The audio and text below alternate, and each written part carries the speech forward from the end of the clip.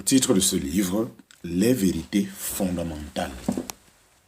Les vérités fondamentales du salut.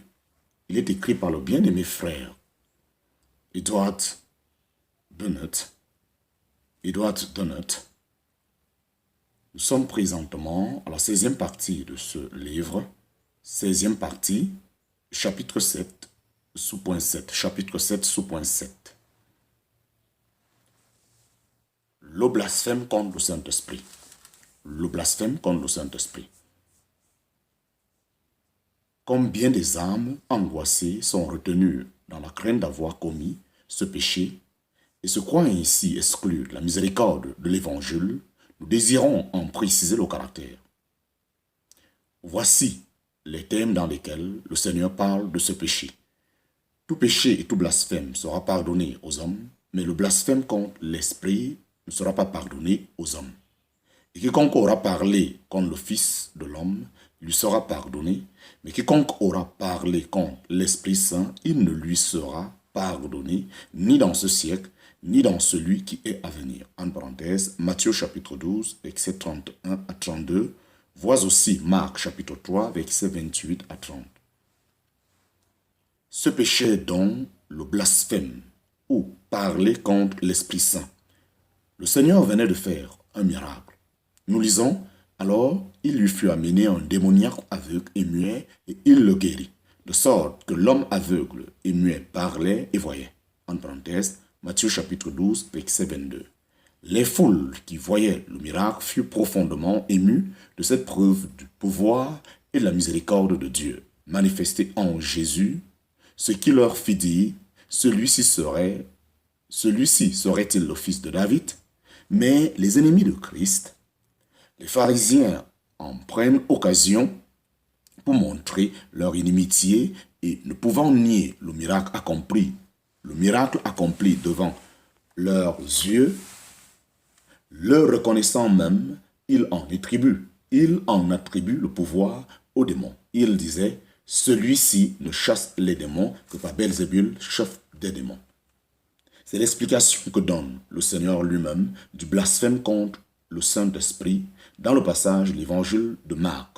C'était parce qu'il disait, il a un esprit immonde.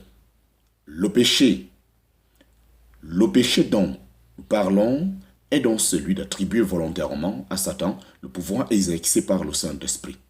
C'est là blasphémer contre le Saint-Esprit parce qu'on donne à ces opérations le caractère de celle d'un démon.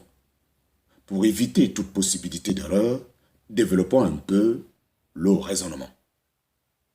Point numéro A, le pouvoir que Jésus exerçait, par lequel il faisait des miracles et poursuivait son œuvre, était celui du Saint-Esprit. En parenthèse, Luc chapitre 4, verset 1 à 18, Isaïe chapitre 61, verset 1 à 2, Jean chapitre 3, verset 34, Jean chapitre 14, verset 10, etc. Petit point B, ce fut donc par le pouvoir du Saint-Esprit qu'il chassa le démon de l'homme aveugle et muet. Petit point C, les pharisiens, en reconnaissant le miracle, ils l'avaient vu, ils ne pouvaient le nier.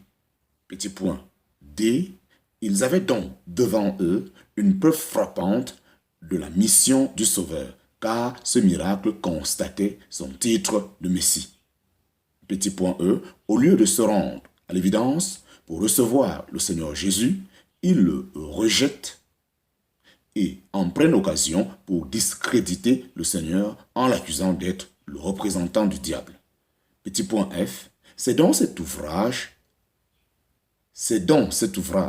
de propos délibérés que le Seigneur appelle le blasphème contre l'Esprit Saint.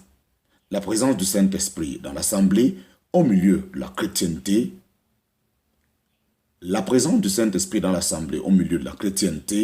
aggrave le caractère du péché en général et on peut dire dans un sens que tout homme commis, que tout péché commis par un chrétien est un péché contre le Saint-Esprit, mais ce n'est certainement pas le sens de celui dont nous nous occupons et que le Seigneur a caractérisé par ces termes, le blasphème contre le Saint-Esprit. C'était le péché dans lequel sont tombés ces Juifs qui l'observaient pécher qui ne leur fut pas pardonné. Combien dans ce cas encore, la parole de Dieu reçue et crue simplement, sans contestation ni raisonnement, est efficace pour calmer les thèmes par lesquels le diable cherche à maintenir les âmes dans un état de trouble et d'inquiétude, étranger à cette paix qui glorifie Dieu et l'œuvre du Seigneur Jésus-Christ. Le premier jugement d'un homme qui est tombé dans le péché irrémissible, c'est de n'en avoir pas conscience, de n'en être pas travaillé, et si une âme est angoissée au sujet de son péché, c'est bien le pauvre, au contraire, que Dieu la cherche pour lui pardonner et non pour lui imputer le péché duquel le Seigneur Jésus a dit lui-même, quiconque proférera des paroles blasphématoires, des paroles injurieuses contre l'Esprit Saint n'aura jamais de pardon. Encore aujourd'hui, devant les témoignages que Dieu nous donne au sujet de son Saint-Fils Jésus, si quelqu'un se présente avec le propos délibéré de les repousser tous, même les plus concluants, comme les pharisiens témoins des miracles de Christ, cet homme est bien exposé si le diable lui en fournit l'occasion à renouveler le même crime que ses devanciers, le Seigneur en sera le juge. Qu'il daigne par ses lignes et les avertissements de sa sainte parole garder nos lecteurs de ces abîmes de perdition. Chapitre 7, petit 8, chapitre 7, petit 8. Le péché à la mort. Le péché qui conduit à la mort. Le péché qui conduit à la mort. On confond souvent ce péché et avec celui que nous venons de considérer, et cependant, le passage de l'Écriture nous montre que c'est quelque chose de tout à fait différent. Voici le passage: si quelqu'un voit son frère pécher d'un péché qui ne soit pas à la mort, il demandera pour lui et il lui donnera la vie.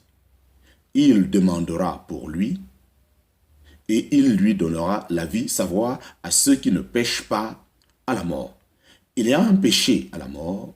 Pour ce péché-là, je ne dis pas qu'il demande, en parenthèse, 1 Jean chapitre 5, verset 16.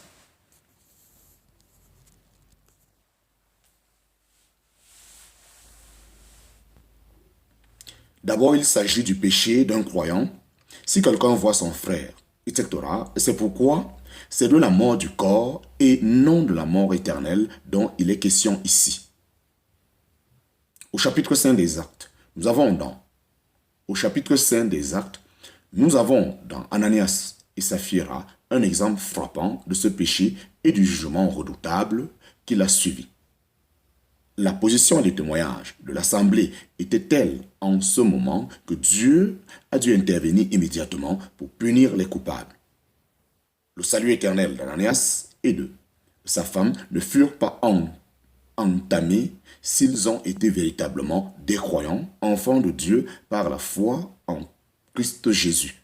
Mais le résultat du châtiment dont ils ont été les objets est mentionné au verset 11 de Actes chapitre 5, et une grande crainte s'empara de toute l'assemblée et de tous ceux qui entendaient parler de ces choses. Et au verset 13 de Actes chapitre 5, nul n'osait se joindre à eux.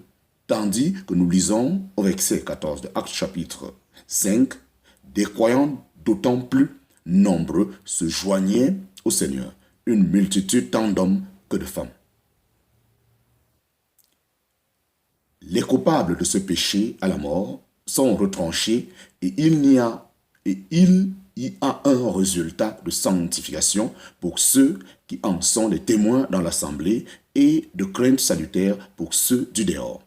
Dans la première épître aux Corinthiens, l'apôtre Paul fait allusion à des cas que Dieu a jugés d'un même jugement et qui sont aussi des péchés à la mort. Au sujet de la scène, il dit « Car celui qui mange et qui boit indignement mange et boit un jugement contre lui-même. ne distinguant pas le corps du Seigneur. C'est pour cela que plusieurs sont faibles et malades parmi vous et qu'un assez grand nombre d'hommes, en parenthèse, 1 Corinthiens chapitre 11, versets 29 à 30. C'est-à-dire que par l'intervention de Dieu dans la discipline, un assez grand nombre était mort. Nous concluons de ce qui précède que personne ne peut déterminer d'avance ce qui constitue le péché à la mort.